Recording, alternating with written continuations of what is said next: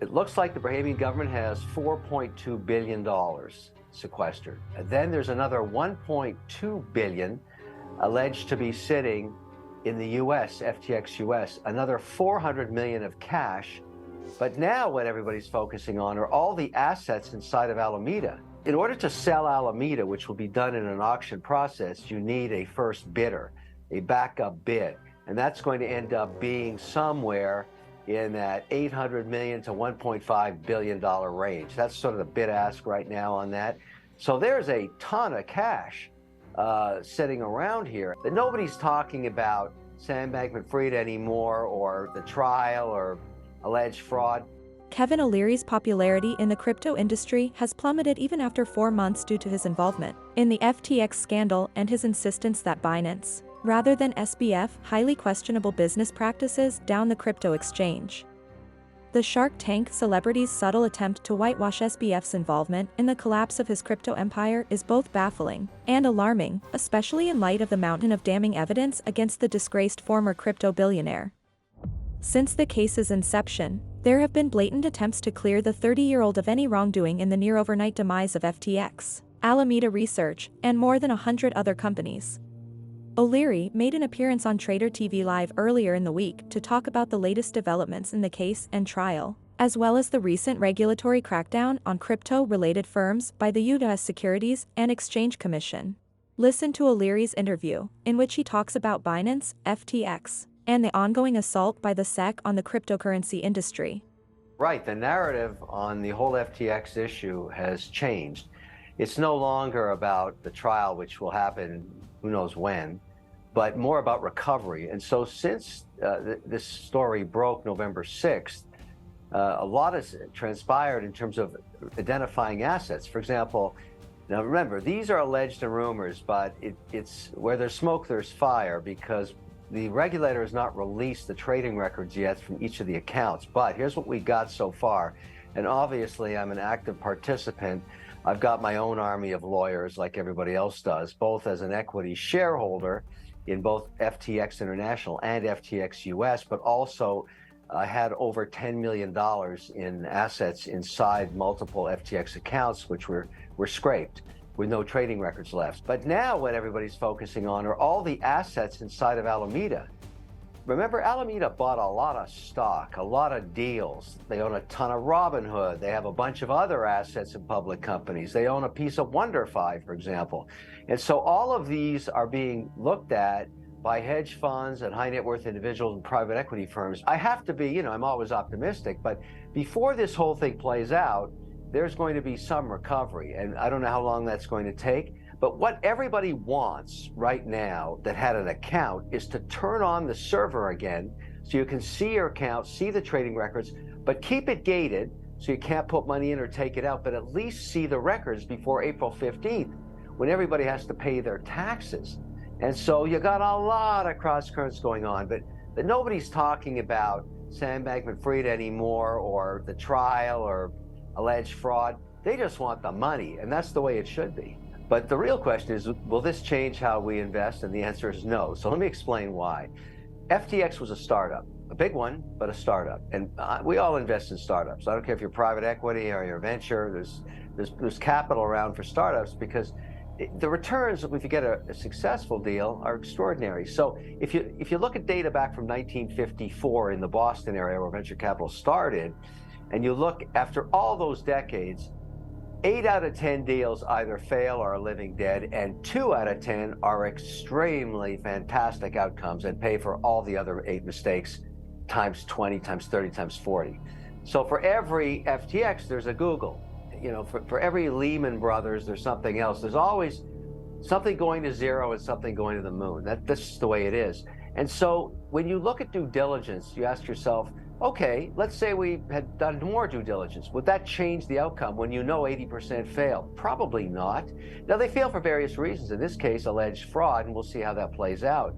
But this doesn't change anything about the way I'm going to invest, or how any of those other firms you just listed are going to invest.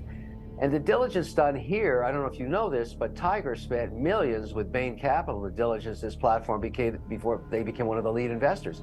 And everybody knew that.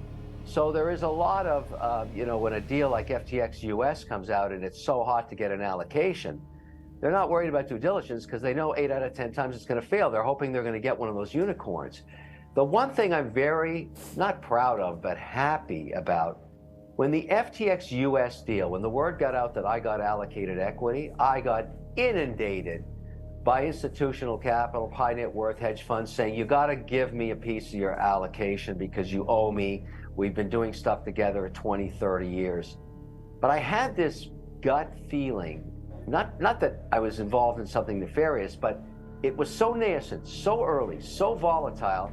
I said, no, I'm not going to put anybody else's money into this thing. I'm going to keep my own dough in it. That's it. And whether it's a success or a failure, I'm not going to put someone else in front of that freight train. Either way, I am so happy I did that, because other people that are managing other people's money that put it in FTX are getting litigated in both directions. I'm not one of them. I look like an idiot by myself. That was all my own money. It all went to zero. It was all in my operating company, of which I'm 100% owner. So the operating company took a hit. I hate losing $18 million. It really pisses me off.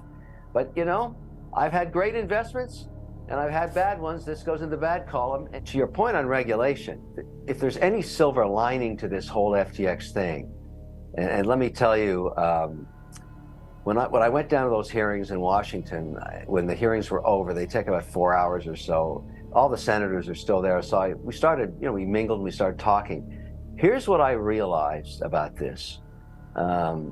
These senators are they're fatigued. They're really tired of gathering every 6 months when the next crypto company blows up and goes to zero. I mean, just last week, Genesis filed for bankruptcy. Every week, there's another one going to zero because they're totally unregulated and they keep issuing tokens that are worthless. The latest, game that FTX did, as well as Binance, is they issue a token that supposedly gives you some special ownership of the platform. That's not true. You own nothing. There's no rights to it. It just gives you trading discounts if you own the BNB or the FTT token. But if you look at, let's say, the reason FTX went to zero is CZ, the competitor of FTX, Binance's head guy, put 550 million tokens right on Sam's lap on November 6th. He couldn't carry it. He didn't have 550 million cash. They had to go to bankruptcy. And I think it was a brilliant move on CZ. He wiped out his competitor. But now CZ's got the same problem. He's got regulators humming around him like a wasp around a beehive, and he's got $64 billion worth of BNB tokens in 2 wallets instead of 97% of all the allocation. Well, what happened? I don't know who owns those wallets. Nobody knows. Nobody knows who owns Binance anyways. But what happens if one of those wallets, somebody wants to sell $30 billion worth of tokens, just like they put them to Sam Bankman-Fried?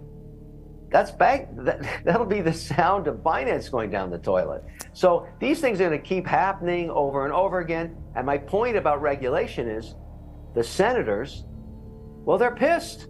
And you ask me why Gensler is coming down heavy-handed on Kraken last week and shutting down staking and telling every player in the industry in the U.S., read the room.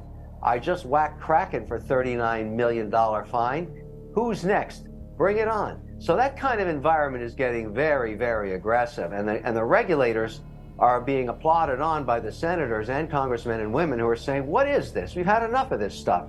So I think the good news for me as an investor, frankly, to turn this into a positive story, would be that I own regulated exchanges. WonderFi is regulated. In Canada, it's regulated. I think the value of regulated exchanges is going to go up over the next few years, while all the unregulated ones get put out of business or go to zero by the regulators. So that's where we're at in crypto. You got to get on board on regulation. You got to stay out of the way of Gensler at the SEC and other regulators.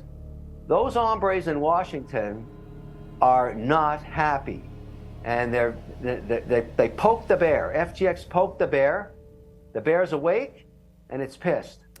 Give me a time frame here. When do we see meaningful regulation? Hearings right now. Banking Hearings Committee looking at digital payment systems. I think there'll be another set of hearings early next month in March. they're going to keep coming. Elizabeth Warren's on a warpath right now about crypto being used for nefarious transactions. She's after, allegedly an $8 billion USDC transaction that went to a rogue nation. I mean, it just could, the tone of this market is so negative, it's probably time to get back in. Do you think he speaks for the vast majority of American lawmakers? And what kind of effect do you imagine that having on the market in the long run? Leave your thoughts and feedback in the space provided.